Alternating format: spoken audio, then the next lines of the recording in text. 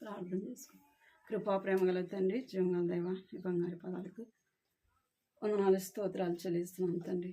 ఈ దినం ప్రభా ఈ గృహంలో వచ్చేవి నీ దాసరాలు గంగమ్మని బట్టి వందనాలు చెల్లిస్తున్నాం ప్రభా. ఈ దినం స్త్రీల కూడిక ప్రభా ఈ కుటుంబంలో చేరుస్తుంటే జ్ఞాపకం చేసుకోండి ప్రభా. కనికరించండి తండ్రి, కృప చూపించండి.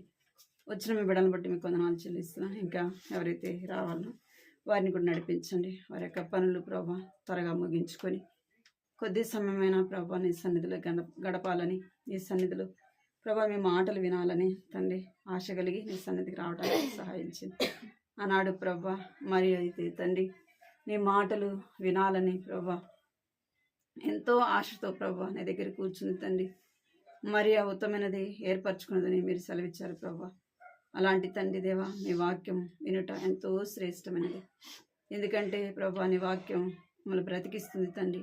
బాధలో నెమ్మది కలిగిస్తుంది ప్రభా. నా దుఃఖంలో వేదనలో ఉన్నప్పుడు ప్రభా నా తండ్రి నేను ఎంతో నెమ్మదినిచ్చి ప్రభా మీ యొక్క ధర్మశాస్త్రం నెమ్మది పరిచదిగా ఉన్నందుకై మీకు వందనాలు చెల్లిస్తున్నాను తండ్రి. మనుషుడు రొట్టె వల్ల మాత్రమే కాదు కానీ దేవుని నోట నుండి వచ్చి ప్రతి మాట వలన జీవించడానికి సెలవిచ్చారు తండ్రి. అలాగా మా ఆత్మలో జీవింపచేయండి ప్రభా. నీ వాక్యం ద్వారా మాట్లాడండి. కొద్ది సమయము ఈ కుటుంబ క్షేమం కొరకే ప్రార్థన చేయడానికి కూడా మీరే సహాయించండి. మీకు ఎంతో వందనాలు చెల్లిస్తూ నిలబడుతున్నాను కూడా మీరు బలహీనరాలి ప్రభా. మీరు నన్ను బలపరచండి తండ్రి. నీ ఆత్మతో నింపండి. నా నోట మీ మాటల నుంచి వ్యర్థమైన మాట ఏది కూడా ప్రభా నా నోట రాకుండా సహాయించండి. ఆత్మ చెప్పుచున్నప్పుడు చెవిగలవాడు వినుడుగా కానీ సెలవిచ్చినారు. మీరు మాట్లాడుతున్నప్పుడు ప్రభా నేను కూడా విని గ్రహించినట్లుగా ఇక్కడ కూర్చున్న వారు కూడా ప్రభా నీ మాటలు వినటి గ్రహించినట్టు సహాయించండి.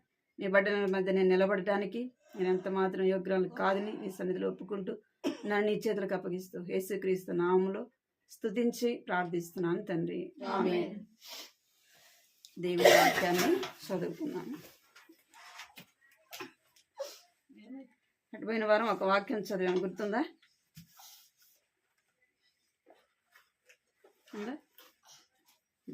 అయిపోయినాక వస్తే అంటే గుర్తుంటుంది, ముందే వస్తే గుర్తుంటుంది. అటుపోయిన వారం గుర్తుందా లేదా? లేదు.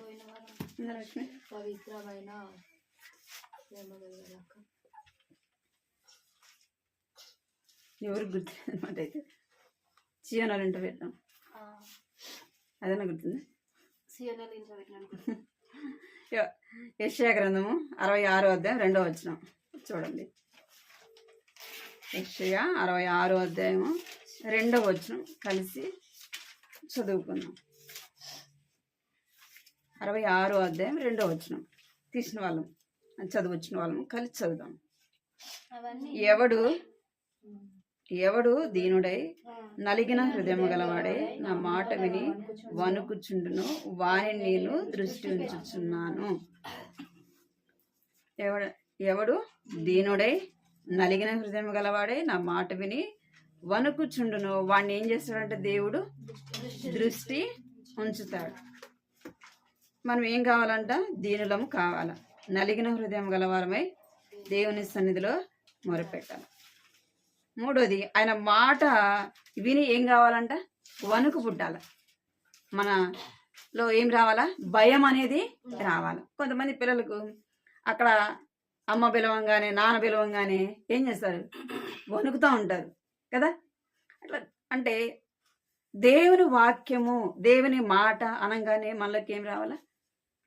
మనం ఎప్పుడు నీ మాటలే కదా అని నిర్లక్ష్యం కాదు, కానీ భయం అనేది మనలోకి రావాలి. అది మనం గత వారం చూసాం. ఇక్కడ ఇప్పుడు ఎప్పుడు మనము దీనులము అవుతాము అంటే, దీనుడు అన్న మాట ఎప్పుడు వస్తుంది మనలో? దీనత్వం ఎప్పుడు వస్తుంది మనలోకి? ఎప్పుడు వస్తుందంట? కష్టము, శ్రమ, బాధ వచ్చినప్పుడే ఏమొస్తుంది మనలో? దీనత్వం అనేది వస్తుంది. కష్టం వచ్చినప్పుడు మనలో ఉన్న అహం ఏమైపోతుంది? ఎంత గర్విష్ఠైనా సరే ఆ కష్టము ఆ శ్రమ రాగానే వారిలోకి ఏమొస్తుంది అంటే దీనత్వం అనేది వస్తుంది, తగ్గింపు జీవితం అనేది వస్తుంది. అందుకే దావీదు భక్తుడు అంటాడు, ఏమంటాడంటే, నేను శ్రమలలో ఏం నేర్చుకున్నాడంట? కీర్తనలు 40వ అధ్యాయము 11వ వచనం 17వ వచనం. కీర్తనలు 40 నేను శ్రమలపాలై దీనుడనైతిని, ఆ, ప్రభువు నన్ను తలంచుకొనుచున్నాడు, ఉమ్, నాకు సహాయం నీవే. చాలు చాలు చాలు. ఏమైనాడంట? ఎవరు రాశారు ఈ కీర్తన అంటే దావీదు భక్తుడు రాశాడు. ఏమన్నా అంటే నేను శ్రమల పాలై దీనుడనైతిని.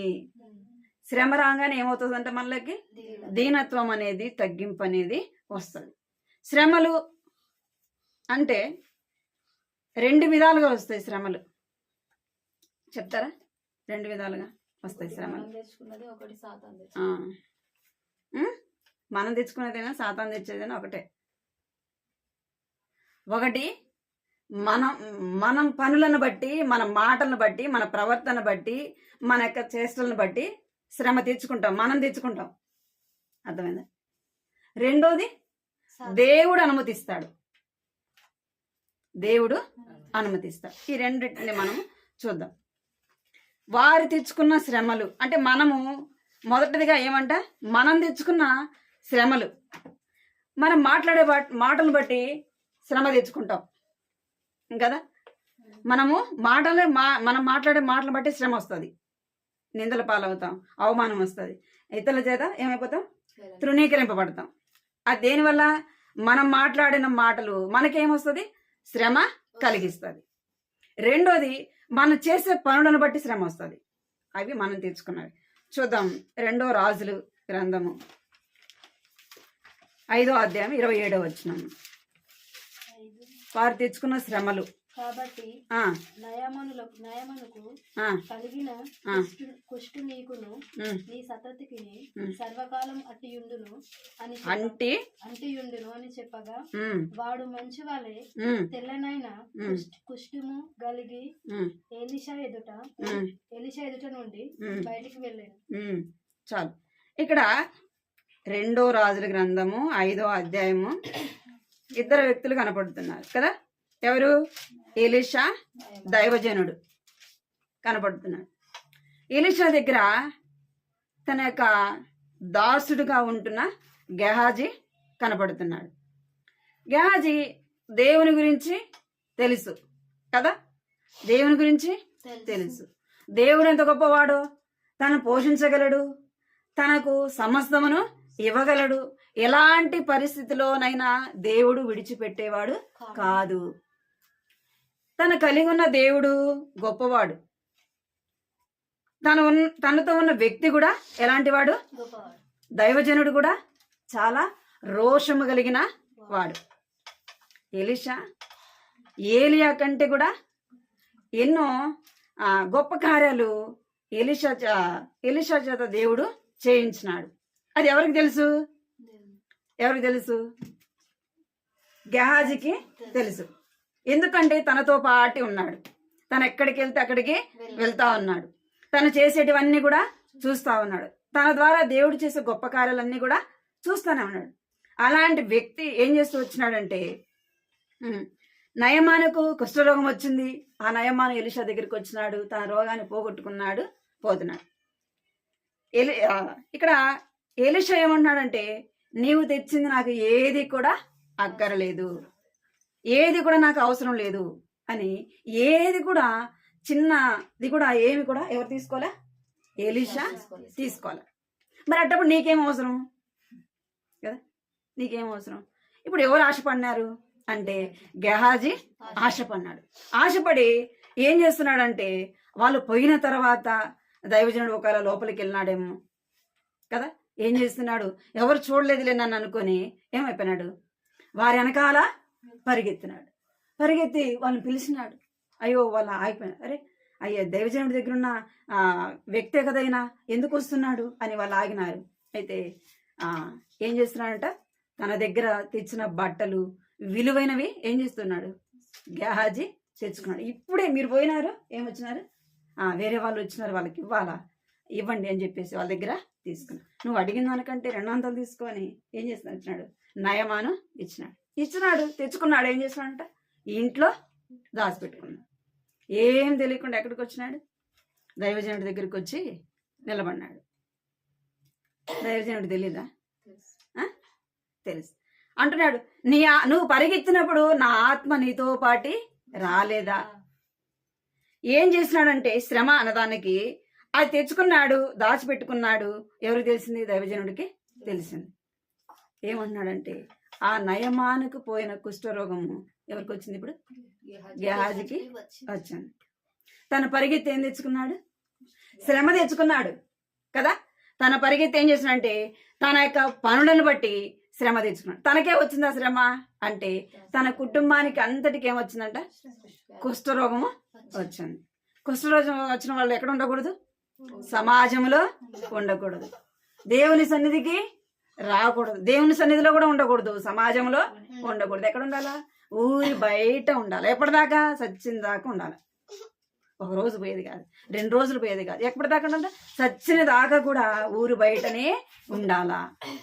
ఇది తాను తెచ్చుకున్న శ్రమ. తనకి ఒక్కడికే వచ్చింది ఆ శ్రమ అంటే కుటుంబానికి అంతటికి వచ్చింది. మనం తెచ్చుకునే శ్రమలు కూడా అట్లనే ఉంటాయి. మనం ఏదో చేస్తాం కానీ మనం చేసిన తప్పుకి ఎవరు అనుభవించాలి? భార్య, పిల్లలు, భర్త అయితే, లేదా భార్య అయితే, మనమైతే మనమే ఉన్నాం కాబట్టి మన గురించి చెప్దాం. మనం ఏదైనా తప్పు చేసినాం అనుకోండి, ఎవరికి వస్తుంది శ్రమ? భర్తకు వస్తుంది, పిల్లలకు వస్తుంది. మనతో పాటు వాళ్ళు కూడా ఏం చేయాలంటే శ్రమ అనుభవించాలి. లేదా పెళ్లి కాకుండా ఉంటే తల్లిదండ్రులకి ఆ శ్రమ, ఆ కష్టం అనేది వస్తుంది. మనం తెచ్చుకునే శ్రమ, మనం పనులను బట్టి ఏమొస్తుందంటే శ్రమ అనేది వస్తుంది. ఇంకెవరంటే వారు ఇక్కడ గెహాజీ తన పనులను బట్టి ఏం తెచ్చుకున్నాడంట? శ్రమను తెచ్చుకున్నాడు. యెహోషువ గ్రంథం చూడండి. యెహోషువ గ్రంథం 7వ అధ్యాయం 25వ వచనం. యెహోషువ 7వ అధ్యాయం 25వ వచనం. అప్పుడు యెహోషువ, నీవేళ మమ్మను బాధపరిచితివి, నేడు యెహోవా నిన్ను బాధపరచుననగా ఇశ్రాయేలీయులందరూ వారిని రాళ్లతో చావగొట్టిరి. వారిని రాళ్లతో కొట్టిన తర్వాత అగ్ని చేత కాల్చి వారి మీద రాళ్లను పెద్ద కుప్పగా వేసిరి. అది నేటి వరకు ఉన్నది. అప్పుడు యెహోవా కోపోద్రేకము విడిచిన వాడై మళ్ళుకొనెను. అందుచేతను నేటి వరకు ఆ చోటుకి ఆకోరు లోయ అని పేరు. ఇక్కడ ఎవరు కనపడుతున్నారు? ఆకాను కదా. తానేం చేస్తున్నాడంటే దేవుడు శపితమైన దాన్ని దేని కూడా ఏం చేయొద్దన్నాడు, తీసుకోవద్దన్నాడు. శపితమైనది దేవుడు శపించినాడు, అందులో ఉన్నది మీరు ఏది కూడా తీసుకోకూడదు అని చెప్పినాడు. ఎవరికి తెలుసా మాట? ఆకానుకి తెలుసు. తెలిసి కూడా ఏం చేస్తూ వచ్చినాడంటే తాను తెచ్చుకొని తన గుడారంలో దాచుకున్నాడు. ఏం చేస్తూ వచ్చినాడంట? తన గుడారంలో దాచుకున్నాడు.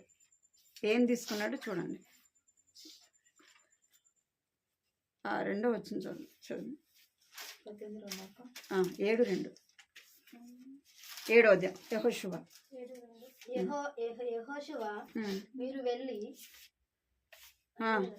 వెళ్ళి దేశమును వేగు చూడుడని చెప్పి బేతేలు తూర్పు దిక్కున బేతావేను దగ్గరనున్న హాయి అను పురమునకు ఎరుకో నుండి వేగుల వారిని పంపగా వారు వెళ్లి హాయి పురమును వేగు చూచి యెహోషువ యొద్దకు తిరిగి వచ్చి, జనులందరినీ వెళ్ళనీయకుము, 2-3 వేల మంది వెళ్లి హాయిని పట్టుకొన వచ్చును, జనులందరూ ప్రయాసపడి అక్కడికి వెళ్ళనేలా, హాయి వారు కొద్దిగా ఉన్నారు కదా అని. ఇక్కడ ఏం చేస్తూ వచ్చినాడంటే ఆకాను సీనారు వస్త్రాన్ని తెచ్చుకున్నాడు. ఇక్కడ చూడండి 7వ అధ్యాయం 21లో చూడండి అన్నమాట. దోపుడి సొమ్ములో ఒక మంచి షీనారు పై వస్త్రమును 200 తులముల వెండిని 50 తులముల ఎత్తుగల ఒక బంగారు కమ్మిని నేను చూచి వాటిని ఆశించి తీసుకొంటిని. అదిగో నా డేరా మధ్య అవి భూమిలో దాచిపడి ఉన్నవి. ఆ వెండి దాని క్రింద ఉన్నదని ఉత్తరమిచ్చి తాను చేసినదంతయు ఒప్పుకొనేను.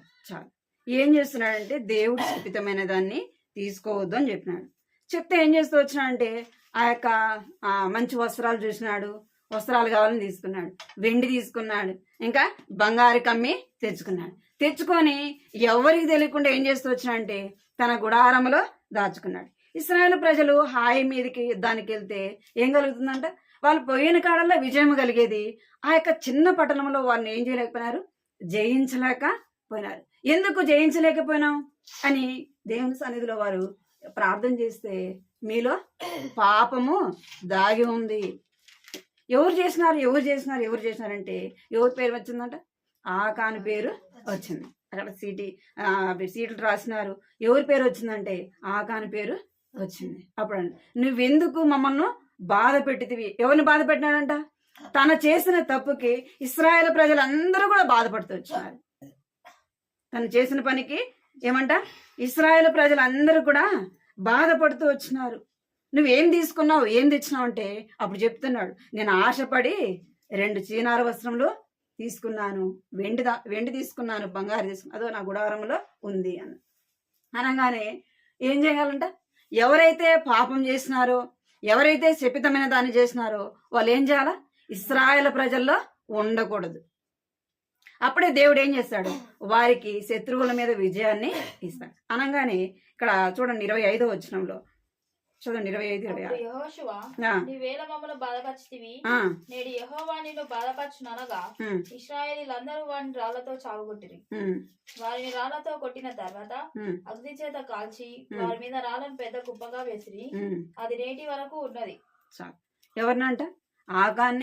ఆగానక కుటుంబాన్ని ఏం చేస్తున్నారంటే రాళ్లతో చావగొట్టినారు. రాళ్లతో చావగొట్టి వాడిని ఒక గుంతలో వేసి అక్కడ ఏం చేశారంటే అన్ని రాళ్ళు కుప్పగా వేశారు.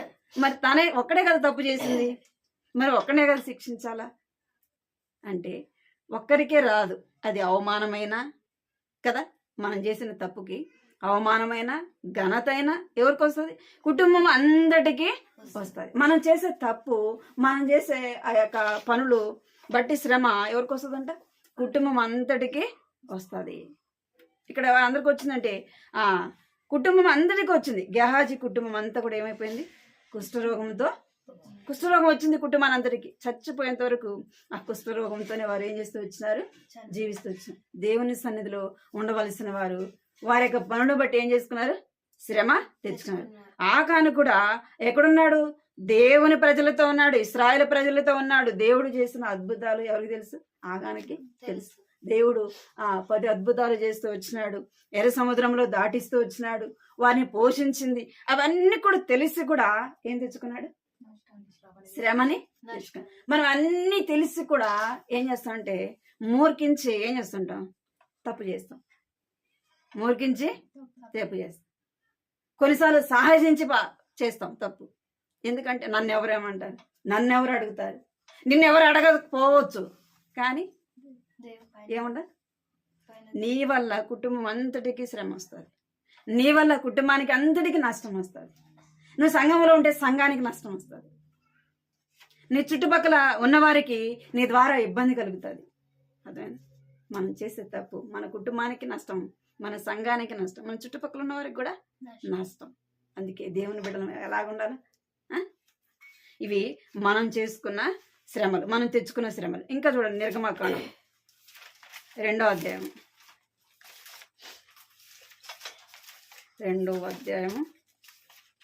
11వ వచనం చదవండి.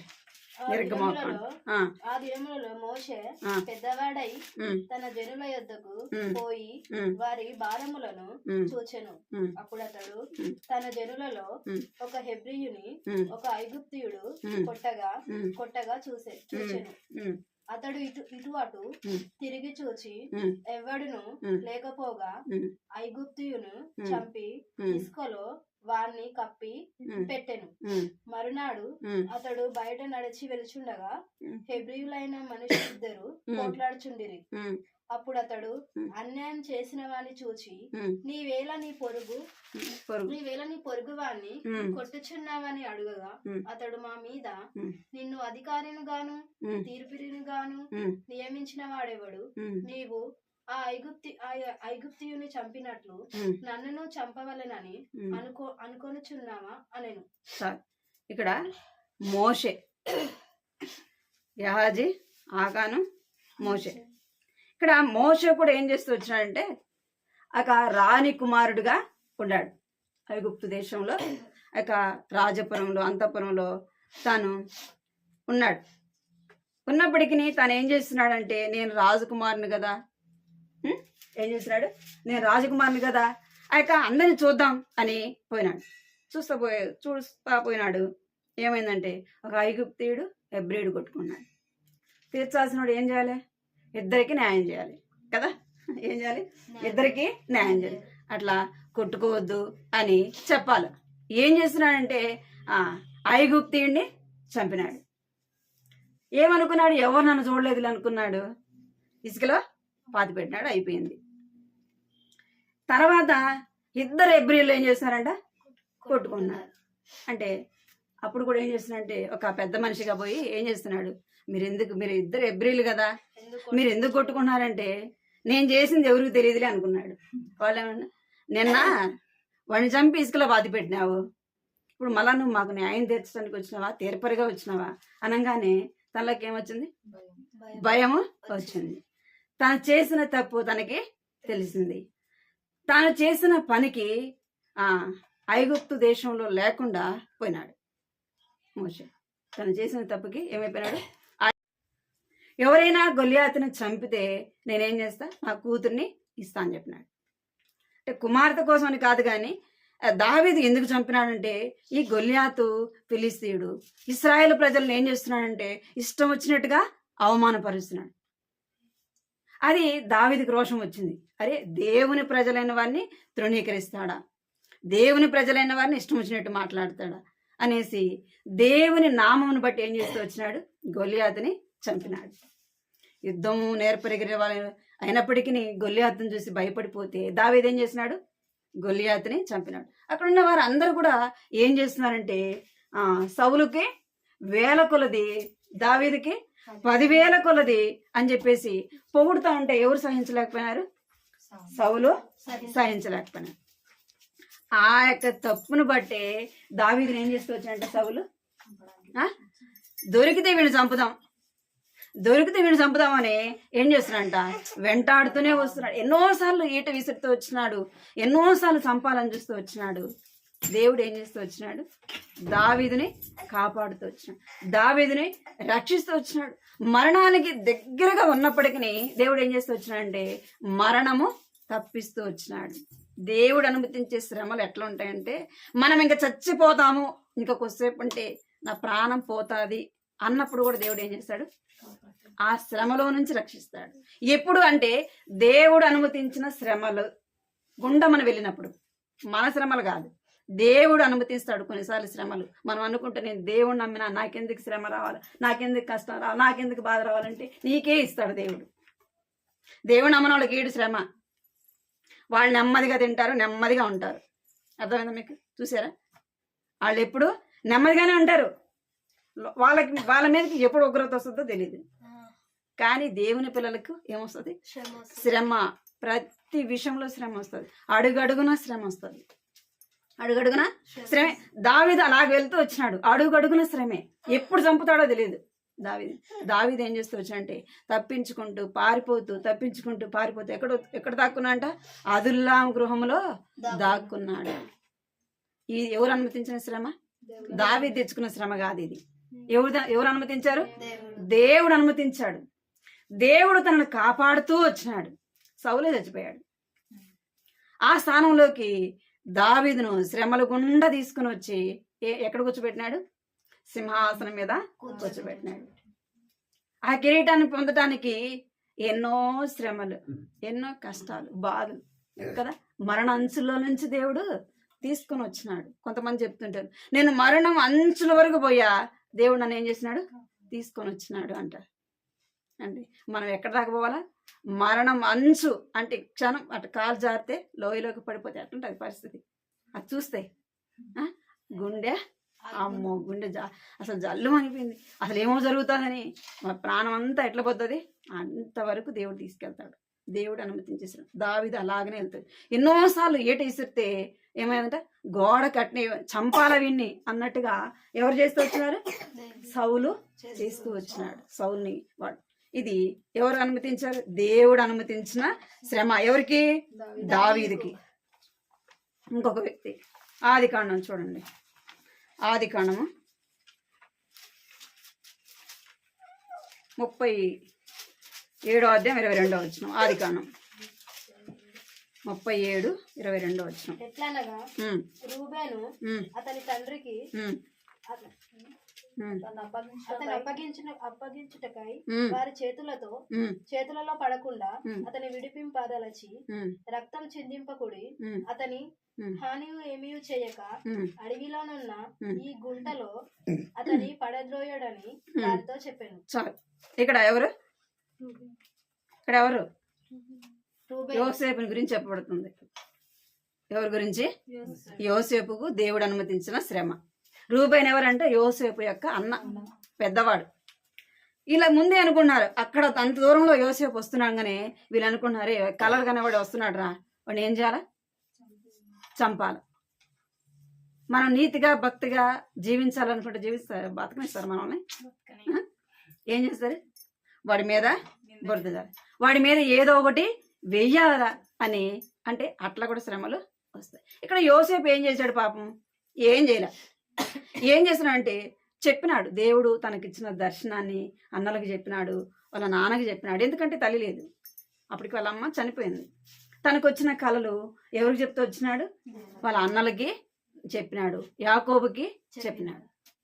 యాకోబు కూడా కొంచెం మనసు బాధేసి 12 మంది నాకు మొక్కుతారంట, సూర్యచంద్రుడు కూడా మొక్కుతారంట. సూర్యచంద్రుడు అంటే తల్లి తండ్రి అనగానే యాకోబు కూడా మనసు బాధేసి, నువ్వు చిన్నోడివి, మీ అన్నలు కాకుండా తల్లిదండ్రులు కూడా నీకు మొక్కాలా అన్న బాధ అయితే తనకు కలిగింది. కానీ దేవుడు తనకు చూపించిన దర్శనం చెప్పుడు ద్వారా ఏమొచ్చింది? రే వాడు వస్తున్నాడు రా, వాడు ఏం చేయాలా? ఈరోజు వాడిని ఉంచొద్దు అనుకొని ఎక్కడేసారంట? వీడిని చంపాలని అనుకున్నారు. అయితే పెద్దోడు ఏం చెప్తున్నాడు? రే అని చంపితే ఏమొస్తుందిరా, ఇది అడవి ప్రాంతం కదా, ఇది అరణ్య ప్రాంతం కదా, వాడిని ఎత్తే గుంతలు వేద్దాం, వాడు వచ్చి లా అంటే పోని, అంటే చంపిన దోషం మనకెందుకు అని ఏం చెప్తూ వచ్చిన అంటే రూబేనుకి ఏంటంటే మేము పోయినా కానీ వాడు తప్పించుకొని వస్తాడులే, ఏడవసాడు బ్రతికుంటాడులే అని ఆశ అనమాట. అందుకే చెప్తూ వచ్చాడు. ఏం చేసి వచ్చారంటే గుంతలో రోసినారు. ఈ దేవుడు అనుమతించిన శ్రమ. ఇంకా ఇక్కడ అంటే చూడండి, ఆదికాండం 39:19 వచనం. ఇక్కడ గుంతలో తోసారా? యజమానుడు ఇట్లు నీ దాసుడు నన్ను చేసినని తన భార్య తనతో చెప్పిన మాటలు విన్నప్పుడు కోపంతో మండిపడి అతన్ని పట్టుకొని రాజు ఖైదీలు బంధింపబడి చెరసాలలో వేయించెను. అతడు అక్కడ చెరసాలలో ఉండెను. అయితే యెహోవా యోసేపునకు తోడయ్యుండి అతని యందు కనికరపడి అతని మీద ఆ చెరసాల యొక్క అధిపతికి కటాక్షం కలుగునట్లు చేశాను. ఇక్కడ ఎక్కడ పోయినాడు? ఇప్పుడు గుంతలో నుంచి బయటకు వచ్చినాడు. దేవుడు తన ప్రాణాన్ని కాపాడినాడు. ఇంకేం చేస్తూ వచ్చినాడంటే పోతీఫరు ఇంట్లో వచ్చినాడు. అక్కడికి వచ్చినా శ్రమ పోలా. ఏం చేస్తుందంట? దేవుడు తనకి శ్రమ అనుమతించినాడు. సాతాను కూడా ఏం చేస్తుంది? శోధిస్తూ ఉంది. అంటే పోతీఫరు భార్య ఏం చేస్తుంది? పాపానికి శోధిస్తూ ఉంది. తను ఏం చేస్తున్నాడంటే నేను శ్రమ పడినా బాధలేదు, నేను చెరసాలకు పోయినా బాధలేదు, ఒకవేళ నా యజమానుడు నన్ను చంపేసినా బాధలేదు. ఏమైపోయినాడంట? పాపం చేయకుండా పారిపోతూ వచ్చినాడు. ఎక్కడ పోయినాడంట అంటే తన యజమానుడు తను చంపలేదు, కానీ ఎక్కడ వేసినాడు? చెరసాల్లో వేసినాడు. ఆ చెరసాల్లో నుంచి ఎక్కడికి వచ్చినాడు? చూడండి, ఆదికాండం 50వ అధ్యాయంలో ఆ శ్రమ తనకు ఎక్కడ దాకా తీసుకొచ్చింది అంటే రాజు స్థానంలోనికి ఎవరు వచ్చారు? ఇప్పుడు రాజు స్థానంలోకి యోసేపు వస్తూ వచ్చినాడు. రాజు అంటున్నాడు, నేను కిరీటం పెట్టుకుని కూర్చుంటా గానీ రాజ్యం పరిపాలించాల్సింది ఎవరు? నువ్వే. నీ అనుమతి లేని ఎవరు కూడా చెయ్యి కాలు కదిలించడానికి కూడా లేదు. అంటే దేవుడు అనుమతించిన శ్రమలు దాన్ని ఎక్కడ తీసుకొచ్చినాయి అంటే ఒక ఐగుప్తు దేశమే కాదు, ఆ అన్ని దేశాలకు కూడా తన ఒక రాజు స్థానంలో ఉంచినాడు. చూడండి, ఆదికాండం 50వ అధ్యాయం 19వ వచనం చదవండి. యోసేపు భయపడకుడి, నేను దేవుని స్నానమందున మీరు నాకు కీడు చెయ్య ఉద్దేశించితిరి గాని నేటి దినమున జరుగుచున్నట్లు అనగా బహు ప్రజలను బ్రతికించినట్లుగా అది మేలుకే దేవుడు ఉద్దేశించును. కీర్తన 119:71. కీర్తనలు 71 వచనం. 71. నేను ఆ, నీ కట్టడాలను ఉమ్, నేర్చుకున్నట్లు ఉమ్, శ్రమ నొంది ఉండుట నాకు మేలాయను. చాలు. ఇక్కడ యోసేపు అంటున్నాడు, మీరు నాకు కీడే చేసిద్దరు కానీ ఏమైంది, నాకు మేలైంది. ఒకవేళ మీరు ఆ గుంతలో నా దొరికిపోతే నేను ఎక్కడికి వచ్చేవాడిని కాదు, పోతీపురింట్లోకి వచ్చేవాడిని కాదు.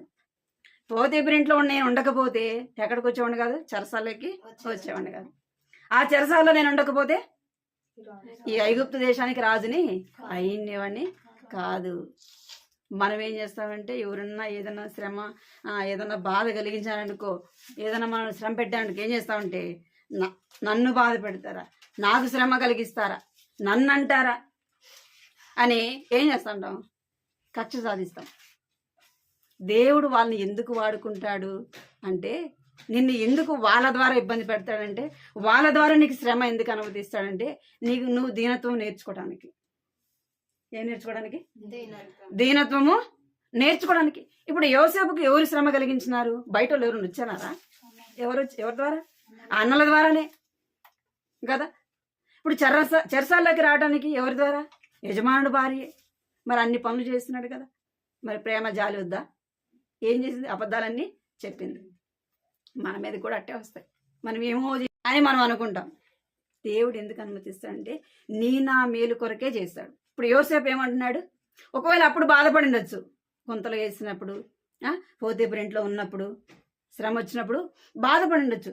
ఇప్పుడు ఏం చెప్తున్నాడంటే 19వ వచనంలో, యోసేపు భయపడకుడి, నేను దేవుని స్థానమందు ఉన్నాను, మీరు నాకు కీడే చేయని ఉద్దేశించదురే గాని నేటి దినమున జరిగినట్లు అనగా బహు ప్రజలకు బ్రతికించినట్టుగా అది మేలుకే దేవుడు చేశాడు. మనకి శ్రమ దేనికి అనుమతిస్తాడంట? మేలుకే శ్రమ అనుమతిస్తాడు. మన మేలు కోరే దేవుడు శ్రమనే అనుమతిస్తాడు. ఎందుకు దేవుని బిడ్డలకే శ్రమ, ఎందుకు దేవుని బిడ్డలకే కష్టం అంటే, నువ్వు ఈ లోకవస్త్రాలువి కాదు. లోకమందా కాదు. మనము ఒకటి గుర్తుపెట్టుకోండి, మనము ఇండియా వాళ్ళం కదా, మనం ఆఫ్రికాకు అమెరికాకు ఎటుకన్నా పోయినాం అనుకోండి, మళ్ళీ ఎట్లా చూస్తారు? వీళ్ళు మన దేశస్తులు కారని మనల్ని ఎట్లా చూస్తారంటే నీచంగానే చూస్తారు.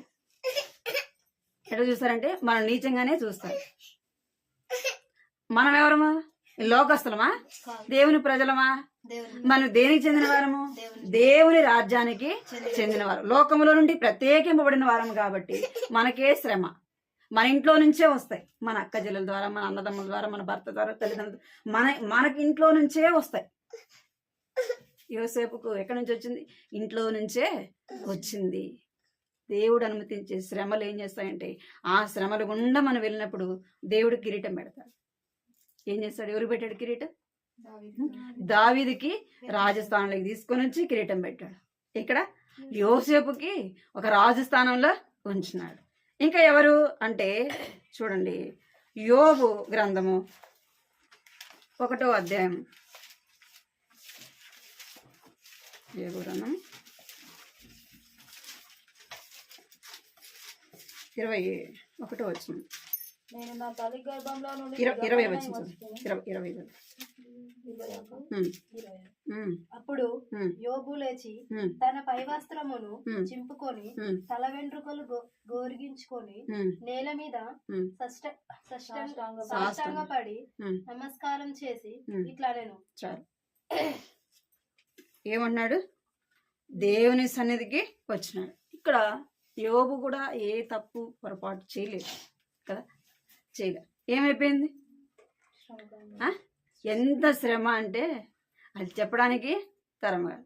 ఆస్తి పోయింది, పశువులు పోయినాయి, ఇంకా లాస్ట్కి పిల్లలు పోయినారు. నిన్న బస్సులో 3 ఆడపిల్లలు చనిపోయారు కదా, ఒక కుటుంబానికి చెందిన వాళ్ళు. వాళ్ళ అమ్మ చెప్తుంది, ఇంకా నాకు దేవుడే వద్దు, నేను ఏ దేవుడి దగ్గరికి నేను పోను.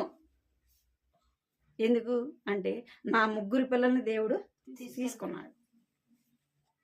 ఎంత బాధ!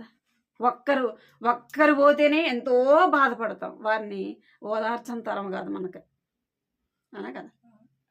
పుట్టిన బిడ్డ చనిపోతే కూడా ఎంతో బాధపడతాం. ఎందుకంటే మన కళ్ళతో మనం చూసాం కాబట్టి. బాధపడతాం కదా. పుట్టిన బిడ్డ పోతే కూడా ఏం చేస్తాం, కొన్ని క్షణాల్లో ప్రాణం పోయిన ఒక చిన్న బిడ్డను కూడా చూసి మనం సహించలేం. యోబుకి ఎంతమంది పోయారు? 10 మంది ఒకేసారి చనిపోయారు. వాళ్ళు 3 చనిపోతేనే ఇంకా 2 ఉండారు. ఒక పాప ఉంది, ఒక బాబు ఉన్నాడు. కానీ ఆ తల్లి ఏమంటుంది, ఆ బాధను భరించలేక ఏం కలిగి ఉండాలా? శ్రమలు సహించాలి, శ్రమలో ఓర్చుకోవాలి. శ్రమ వచ్చినప్పుడు ఏం కాకూడదు,